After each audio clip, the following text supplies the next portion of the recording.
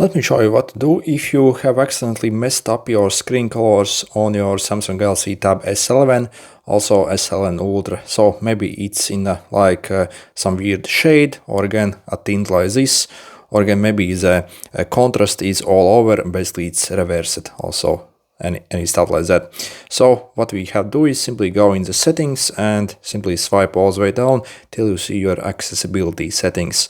And over here click vision enhancements and make sure to actually disable everything basically that you see that is enabled here. So for example, let's first disable this, so you see much better now. Also any color corrections, so again make sure to disable that.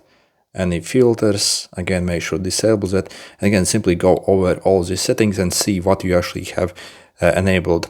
So how do you actually mess up this stuff? So usually, basically, when you actually swipe down from these settings, you can actually add basically various widgets here that basically change your screen color. Some by default already, maybe some already added there. So you see, for example, so click edit here. For example, we have this color filter here, color correction, inversion. So again, if you accidentally somehow enable these things, again, it will completely mess up your screen colors essentially. So you see, we have everything okay now. So yeah, again, in the accessibility, again, make sure everything is disabled. Good luck.